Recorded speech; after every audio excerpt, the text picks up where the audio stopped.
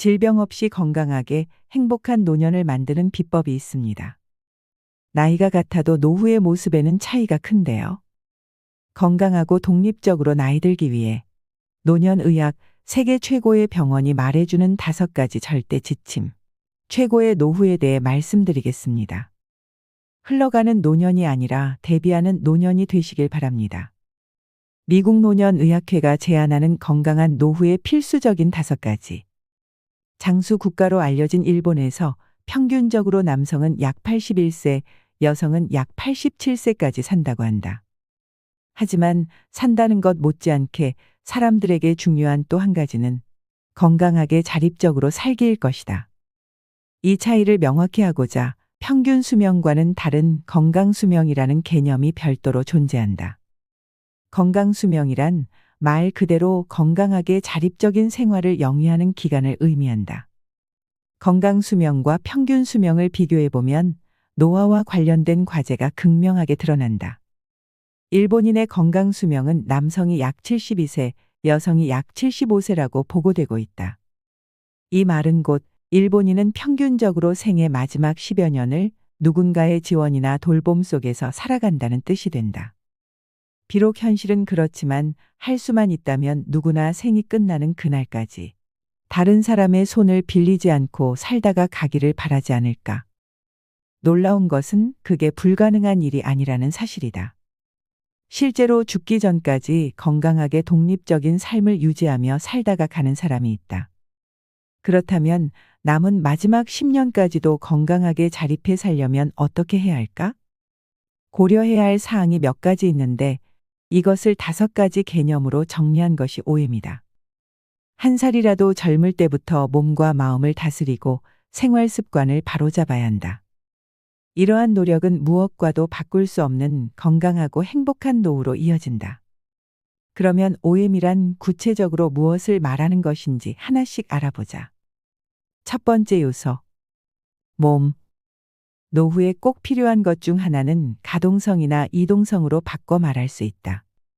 신체의 기능, 즉 몸을 어느 정도 움직일 수 있는가를 의미한다. 젊어서는 아무런 도움 없이 자유롭게 활동하던 사람도 나이가 들면 지팡이나 보행기가 필요한 순간이 온다.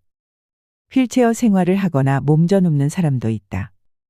언뜻 보기에 걷기 능력에 문제가 없어 보이는 사람에게도 낙상 위험이 증가한다. 한 번의 낙상 사고로 심각한 골절이 생기면 한순간에 활동 능력이 떨어질 수 있다. 늙어서 잘 걷고 움직이려면 젊을 때부터 부지런히 몸을 돌봐야 한다. 신체 기능에 맞는 보조 기구를 활용하거나 낙상을 예방하기 위한 노력도 필요하다. 두 번째 요소. 마음. 노후에 꼭 필요한 마인드는 마음이나 지성을 의미하며 동시에 기분이나 인지기능, 정신상태 등을 가리킨다. 나이 들어 건강한 노후를 보내려면 마음 건강에도 주목해야 한다. 치매나 우울증은 고령자에게 자주 문제가 되는 질환이다. 아무리 몸이 건강해도 뇌나 마음이 건강하지 않으면 결국 몸 상태가 나빠져 다른 사람의 도움이 필요하게 된다. 또한 우울증이 인지기능을 떨어뜨리거나 치매가 우울증을 초래하는 등 서로 영향을 주고받기 때문에 더 주의할 필요가 있다. 고령자는 다른 세대보다 자살률이 높다는 특징이 있다. 신체 건강만이 아니라 뇌와 마음의 건강에 대해서도 관심 있게 지켜보고 현재 상태를 정확히 파악해 문제를 예방해야 한다. 세 번째 요소. 약. 노후에 꼭 필요한 또 한 가지는 약을 가리킨다. 나이가 들면 몸이 늙기 때문에 자연히 없던 병이 하나둘 생긴다. 그러다 보면 약이 점점 늘어 다량의 약을 먹게 된다. 하루에 복용하는 약의 수가 매우 많은 상태를 다약제 복용이라고 한다.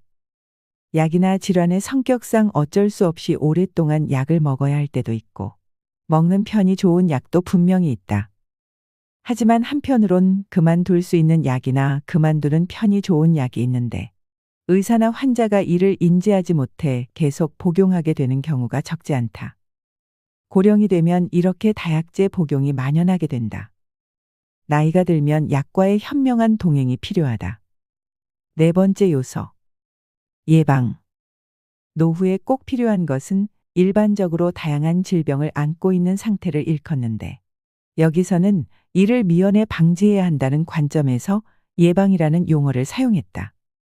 쉽게 말하면 다양한 질환을 예방해야 한다는 뜻이다. 나이가 들수록 생활습관병, 암, 감염증, 심장질환 등 다양한 질병의 위험이 증가한다. 이들 중에는 운이 나빠서 발병하는 질환도 있지만 노력하면 예방할 수 있는 질환도 많다.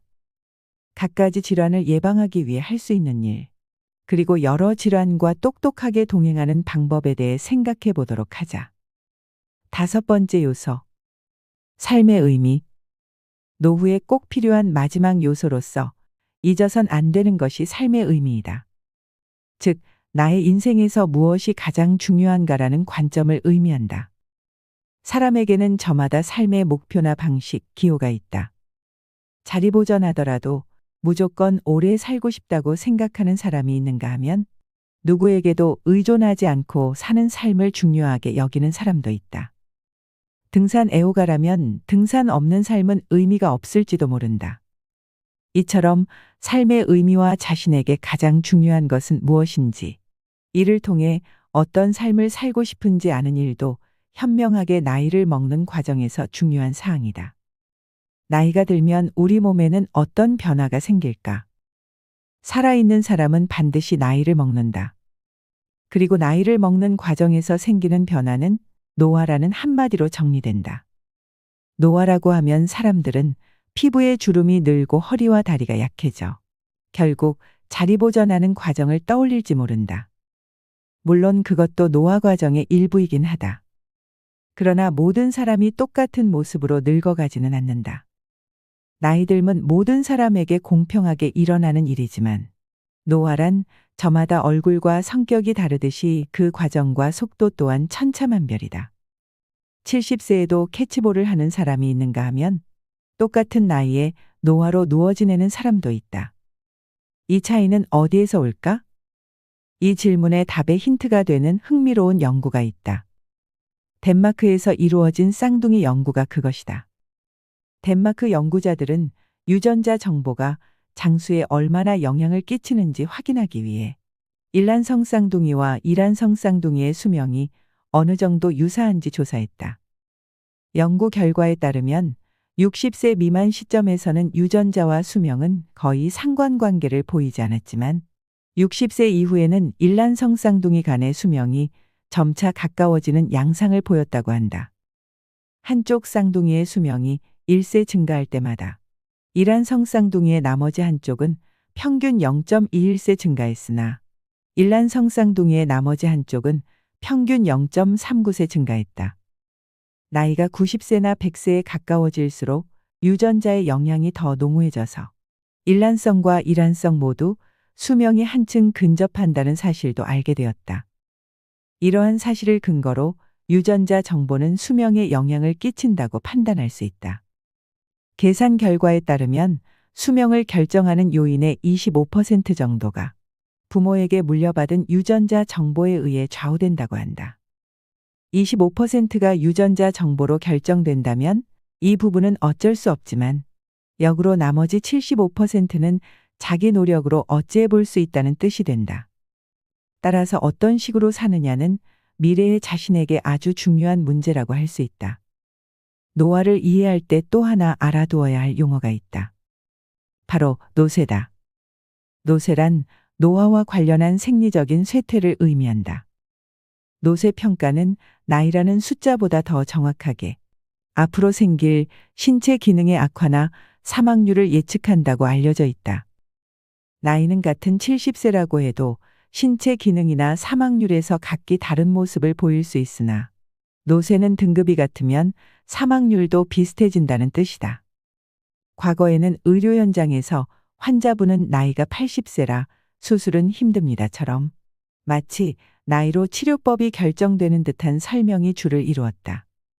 하지만 이런 치료는 잘못되었다. 앞에서 지적한 것처럼 노화는 천차만별이기 때문이다.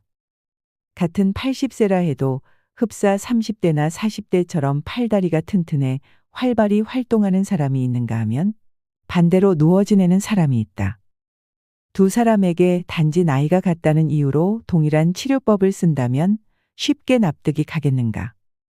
따라서 지금은 나이로만 판단하지 않고 정밀한 노쇠 평가를 병행하여 치료법을 결정하는 방식이 늘고 있다. 일반적으로 체중 감소, 잦은 피로감, 보행 속도 감소, 만성질환 여부, 신체 활동 감소 등 5가지 항목에서 3가지 이상 문제가 있다고 평가되면 노쇠라고 볼 수 있다. 한편 노쇠가 있으면 질병에 취약하고 치료 시 합병증 위험이 커진다고 한다. 하지만 안타깝게도 65세 이상의 약 10%가 노쇠 상태이고 약 40%가 예비군인 전노쇠 상태라고 한다. 이렇게 많은 사람이 노쇠를 앓고 있으며 위험에 노출되어 있다. 그렇다고 나쁜 소식만 있는 것은 아니다. 노쇠는 예방할 수 있기 때문이다. 건강한 노후를 만드는 생활 습관의 점검. 나이가 들면 몸 여기저기에 통증이 생기거나 신체 일부를 뜻대로 움직이지 못하게 될 가능성이 크다.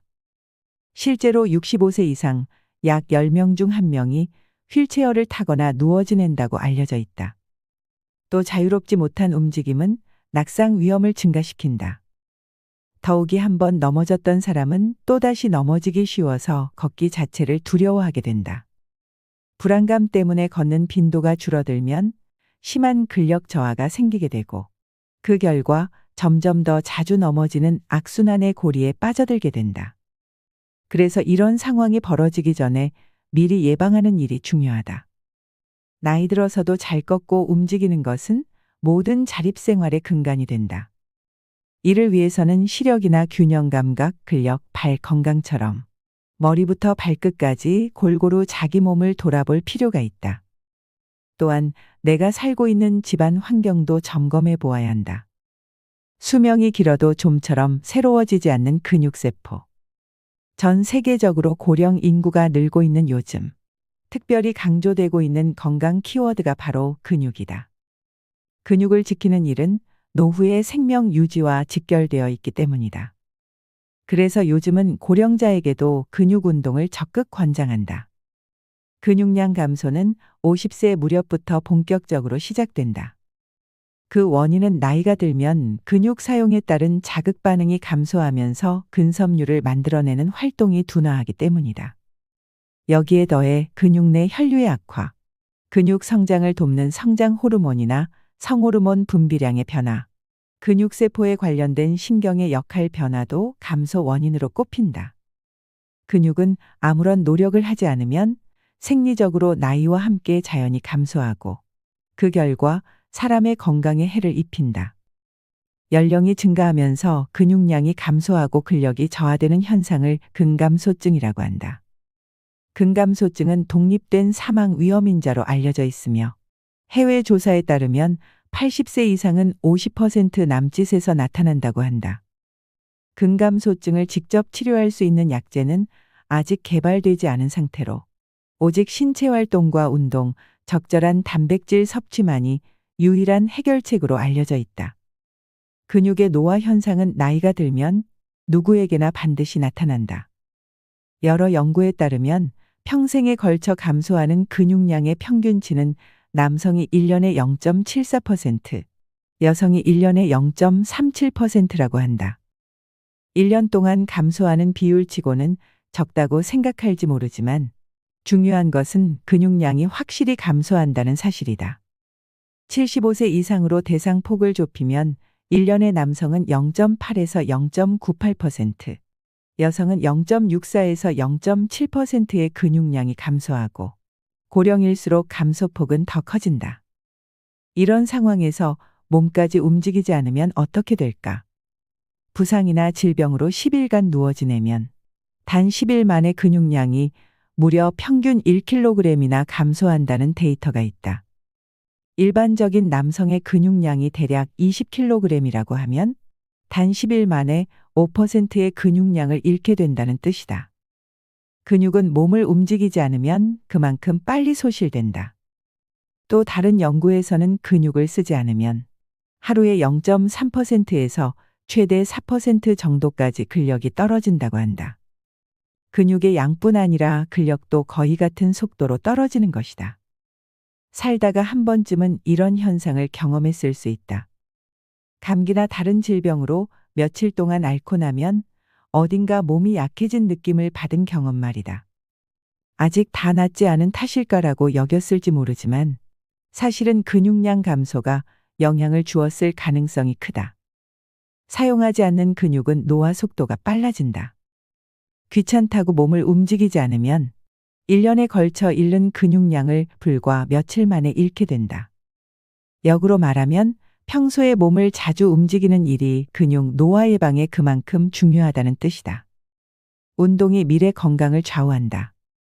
첫 번째 M으로 소개한 이동성을 노후에도 유지하려면 어떻게 해야 할까? 가장 효과적인 방법은 당연히 운동이다.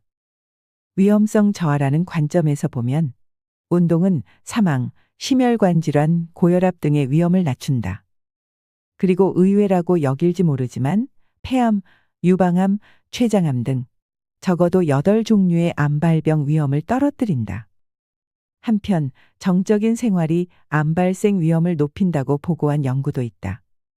이 연구에서는 운동 여부와 관계없이 앉아 있는 시간이 길수록 암의 발병 위험이 높아진다고 지적한다. 또한 운동은 발병 위험을 낮출 뿐 아니라 신체 기능을 비롯해 인지 기능, 생활의 질, 수면의 질을 개선해주는 효과도 있다. 나의 생각으로는 운동만큼 질병 예방이나 삶의 질 개선에 효과적인 약은 세상 어디에도 존재하지 않는다. 운동은 그 무엇보다 뛰어난 좋은 약이다. 영국에서 이루어진 이 연구는 40세 이상 약 6만 3천 명을 대상으로 전혀 운동하지 않는 사람, 일주일에 150분 미만으로 하는 사람, 주말에만 합계 150분 정도 하는 사람, 일주일에 3회 이상 합계 150분 넘게 하는 사람으로 나누어 조사했다. 이때 운동에 포함된 항목의 강도는 워킹, 가벼운 수영, 잔디깎기 정도였다. 연구 결과에 따르면 운동을 전혀 하지 않는 사람을 기준으로 했을 때 일주일에 150분 미만으로 하는 사람과 주말에만 하는 사람의 사망 위험이 약 60에서 70% 감소했다고 한다.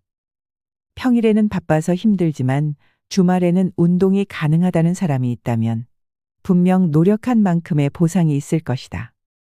또 하나 흥미로운 연구가 있다. 40대 이상을 대상으로 걸음 수와 사망률의 관계를 검토한 연구다. 하루당 걸음 수가 2,000보에서 4,000보, 6,000보로 증가함에 따라 사망률이 낮아지는 모습을 확인할 수 있다. 일정 걸음수 이후부터는 정체하는 모습을 보이지만 적어도 1만 보까지는 많이 걸으면 걸을수록 사망률이 떨어진다. 일정 정도까지는 운동은 하면 할수록 효과적이라고 말할 수 있다. 수영을 예로 들면 일주일에 60분에서 매일 40에서 50분까지는 운동량을 늘리면 늘릴수록 건강 효과가 상승하지만 매일 100분을 넘어가면 상승이 멈출 뿐만 아니라 오히려 해가 될 수도 있다. 과도한 운동은 심방잔 떨림이라고 하는 부정맥이나 심근경색의 위험을 높인다고 알려져 있다. 무슨 일이든 균형이 중요하다. 노후에는 근육이 연금보다 더 중요하다. 노년층에게 운동이 절실한 이유는 근육을 지키고 다양한 상황에서 몸을 잘 쓰기 위해서다. 변기에서 잘 일어서고 집안에서 무리 없이 이동하며 필요한 물건을 쉽게 옮기는 등의 일상생활은 그만한 체력과 근력이 있어야 가능하다. 운동은 건강한 일상을 가능하도록 도와준다. 운동의 강도보다는 꾸준함이 중요하다. 적절한 강도와 방식을 찾아 꾸준히 함으로써 근감소증을 예방해야 한다.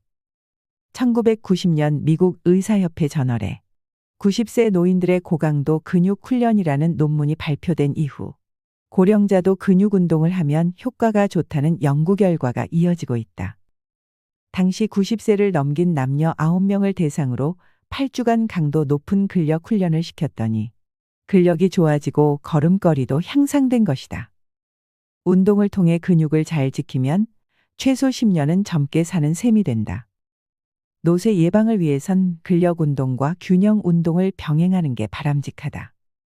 걷는 운동과는 별개로 일주일에 2에서 3회 정도 스쿼트 같은 근력 운동과 한 발로 버티기 같은 균형 운동을 번갈아 가면서 하는 게 좋다. 허벅지와 종아리를 튼튼하게 하는 하체 운동은 무릎 통증도 예방해 준다. 운동은 회춘약이라고도 불릴 만큼 일상의 활력을 불어넣는다. 노후의 이동성을 높여주고 낙상 위험을 줄이는 데에도 큰 도움이 된다. 치아 상태나 약 부작용을 반드시 점검하라. 음식 섭취 측면에서 치아 관리는 매우 중요한 포인트다. 여러분은 평소 치아 관리를 어떻게 하고 있는가? 양치질 같은 예방 행동이나 정기적인 치과 검진은 앞에서 설명한 운동과 마찬가지로 효과를 바로 체감하기 어렵기 때문에 소홀히 하기 쉽다. 충치 몇 개 정도로는 통증이 있더라도 별다른 불편함을 느끼지 못하는 게 사실이다. 그러나 충치나 치주염을 오래 방치하면 결국 치아가 빠져서 자기 치아로 음식을 먹지 못하게 된다. 먹지 못한다는 건 결국 생명 유지의 근간이 흔들리게 된다는 뜻이다. 그때가 되어서야 사람들은 비로소 후회하지만 이미 때가 늦어서 치아를 되살릴 방법은 없다. 자기 치아가 없는 고령자라면 틀니를 사용하는 방법이 있다. 그러나 여기에도 놓치기 쉬운 허점이 있다. 가족들은 틀니를 쓰니까 괜찮다고 안심할지 모르지만 시간이 지날수록 점점 살이 빠지면서 원래 사용하던 틀니가 맞지 않게 되는 일이 있다. 또한 틀니를 쓰는데도 그 틀니로 인해 식욕이 저하하는 일도 있고 틀니 자체를 거부해 식음을 전폐하는 일도 있다. 치아 관리는 절대 게을리할 일이 아니다. 때로는 약 부작용이 식욕 저하의 원인이 되기도 한다. 의사로서 자주 접하는 사례로는 치매약을 들 수 있다. 치매약은 인지 기능이 떨어지는 속도를 늦추는 효과가 있다. 그러나 콜리네스테라아제 억제제라 불리는 치매약은 식욕 저하를 비롯한 소화기 문제와 체중 감소가 가장 큰 부작용으로 지적된다. 이 약은 속임약 실험에서도 체중 감소 결과를 보였다고 한다. 꾸준히 복용하고 있지만 부작용은 없다라는 목소리가 있지만 실제로 약을 줄이거나 끊었더니 식욕이 돌아왔다는 사람들이 있다. 익숙한 약이 자신도 모르는 사이에 건강을 해치기도 한다. 한편 지나치게 마르거나 식욕이 떨어지는 배경에 아직 진단되지 않은 질환이 숨어 있을 때도 있다. 위나 식도의 문제라면 쉽게 알아차릴 수 있지만 전혀 생각지 못한 질환이 식욕 저하의 원인이 되기도 한다.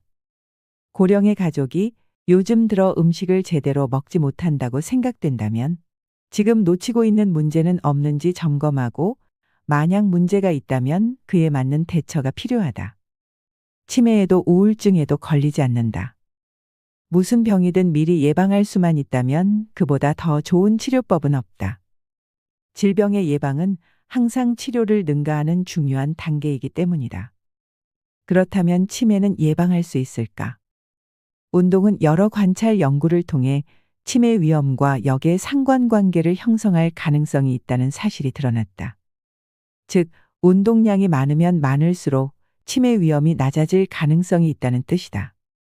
운동을 하면 산화 스트레스가 줄어들 뿐 아니라 신경세포 재생을 늘리고 신경세포에 이로운 물질을 만들어 치매를 예방하는 효과가 있다는 주장이 있다.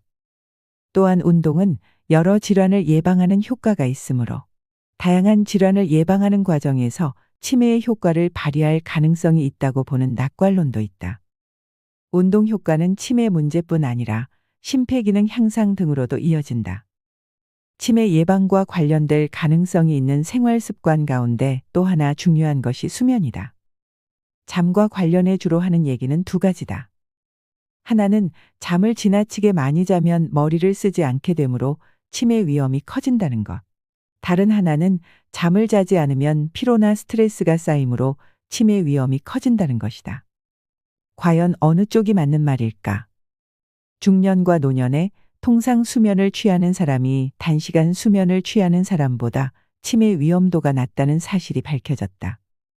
또 평균 수면 시간이 4시간, 5시간, 6시간으로 늘어날수록 치매 위험이 떨어지는 음의 상관관계가 7시간까지 확인되었다. 7시간 이상부터는 횡보한다는 사실을 확인할 수 있다. 정리하면 수면 시간이 7시간보다 짧으면 짧을수록 치매가 생길 위험이 증가한다는 뜻이 된다. 이 연구를 통해 평균 7시간의 수면을 취하는 생활 습관이 치매 위험과 관련될 가능성이 가장 낮다는 것을 확인할 수 있다. 잠을 자는 동안 뇌에 쌓인 노폐물이 충분히 제거되면서 알츠하이머병이나 여러 뇌질환을 예방하는 것으로 보인다. 충분한 수면은 치매 예방의 중요한 요소가 될 수 있다. 치매 예방에 이어 이번에는 우울증 예방법에 대해서도 알아보자. 노후에도 자기 긍정감을 갖고 즐겁게 생활하려면 우울증 예방은 필수다. 고령자 우울증은 앞에서도 설명했듯 지병이 있는 사람에게 특히 자주 발생한다. 뇌졸중이나 뇌경색처럼 특정한 질환이 있는 고령자의 약 40% 이상에서 우울증이 발견된다고 한다. 그만큼 우울증은 가볍게 넘길 수 없는 문제다. 과연 예방법은 있을까? 예를 들면 우울증 동반 위험이 있는 지병을 앓는 고령자가 심신의 상호관계, 이완법, 과제 해결법, 수면, 영양, 운동 등에 대해 배우게 되면 자기 효능감이 높아져 우울증을 비롯한 불안, 통증, 불면 등의 증상이 개선된다는 보고가 있다. 바쁜 현대인에게는 좀처럼 쉬운 일이 아니지만 자투리 시간을 활용하여 명상이나 이완 호흡법 등을 익혀두면 우울증 예방에 도움이 된다. 스트레스를 받거나 울적한 기분이 들면 이를 해소할 만한 나만의 노하우를 쌓는 일도 중요하다. 가벼운 산책을 한다든지, 좋아하는 음식을 먹는다든지, 의지가 되는 친구를 만난다든지, 홀로 사색하거나 책을 읽는다든지 해서 스트레스나 힘든 감정을 잘 털어버리는 것이다. 아울러 고령이 될수록 사회적 고립을 막는 게 중요하다. 고립과 단절은 노년의 삶을 무기력하고 피폐하게 만든다. 친구를 만나고 다양한 모임에 참여하면서 즐거운 노인으로 살고자 노력하는 만큼 우울증에서 멀리 벗어날 수 있다. 고령자의 경우 혈관을 지키는 치료가 우울증 예방에도 중요한 역할을 한다. 실제로 고혈압이나 이상지질혈증 치료가 우울증 위험을 감소시킨다고 알려져 있다. 여러모로 노력했지만 어느 날 갑자기 우울증이 생겼다면 어떻게 할까? 우울증에 걸리더라도 고령자에게 효과적인 치료법이 있다는 사실을 이해하고 우울증에 대한 편견을 줄이려고 노력하면 우울 증상을 경감할 수 있다고 한다. 실제로 항우울제 복용이나 심리치료는 고령자 우울증에 효과적이라고 알려져 있다. 이러한 사실을 알고 있으면 병이 생겼을 때 안도감을 느낄 수 있을 것이다. 자신만의 이완법을 만들거나 생활습관병을 치료하는 일은 나이 들고 나서 시작하면 된다고 생각해서는 안 된다. 아직 젊다고 방심하지 말고 젊어서부터 착실하게 나만의 건강 자산을 쌓아가도록 하자. 건강하게 오래 사는 사람들은 무얼 먹고 마실까? 질병을 예방하는 식사법으로 잘 알려진 것에는 대시식단과 지중해식 식단이 있다. 이 중 지중해식 식단은 치매 예방에 도움이 되는 식사로서 소개하기도 했는데 다른 질병에는 어떤 예방 효과가 있는지 함께 알아보자. 먼저 대시식단은 과일과 채소, 통곡물, 견과류, 저지방 유제품을 섭취하고 염분과 붉은 고기, 단 음식을 삼가며 일일 지방 섭취량을 25% 미만으로 제한하는 식사법이다. 중요한 포인트는 저염, 저당, 저지방으로 식이섬유를 비롯해 칼륨이나 칼슘, 마그네슘 등이 풍부한 음식들로 구성되어 있다.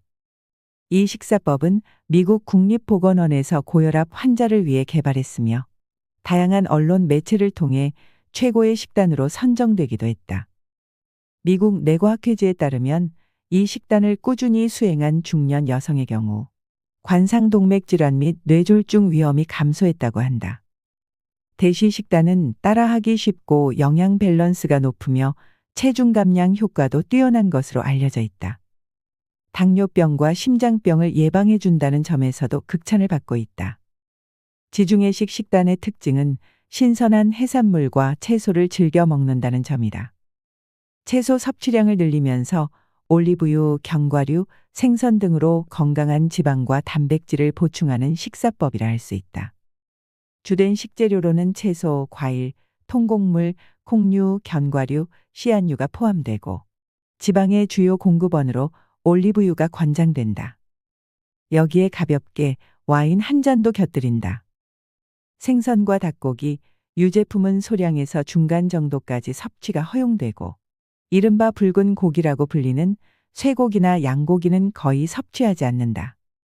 지중해식 식단에서는 일주일에 2번 이상 생선과 같은 해산물 섭취가 권장되는데 이는 불포화 지방산의 일종인 오메가3 지방산이 풍부한 음식으로 좋은 지방과 단백질을 보충하기 위함이다. 지중해식 식단은 의료진이나 대중매체가 건강에 도움되는 세계 최고의 식단을 꼽을 때 가장 많이 언급되기로 유명하다. 특정한 음식만 먹거나 완전히 끊어야 하는 음식 없이 균형 잡힌 식사를 하도록 돕기 때문일 것이다. 또한 혈관 건강을 돕고 당뇨병 발생 위험을 줄여주며 콜레스테롤과 중성지방 수치를 낮춰준다는 연구 결과도 많다. 대시 식단과 지중해식 식단은 기본적으로 가공식품과 정제곡물, 단 음식, 설탕이 든 음료 섭취를 배제한다. 두 식단이 다른 식사법과 차별되는 큰 이유는 병을 예방하는 식단으로 과학적인 검증을 받았다는 데 있다.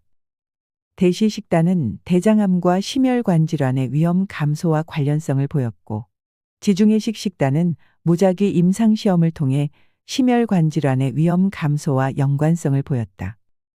이런 이유로 고혈압이나 심장질환이 있는 사람에게 두 식사법을 추천할 때가 있다. 물론 일반인도 충분히 시도할 가치가 있는 식사법이다. 조금씩 뱃살이 붓고 고혈압이나 당뇨 등 없던 병이 생기기 시작하는 중년이라면 더더욱 실행해 볼 가치가 있다. 아직 큰 병은 없으나 점차 몸이 피곤하고 무거워질 때 이러한 식사법을 실천하면서 운동을 생활화하면 그것이야말로 최고의 노후를 만드는 강력한 무기가 될 것이다. 우리는 모두 언젠가 늙고 병듭니다.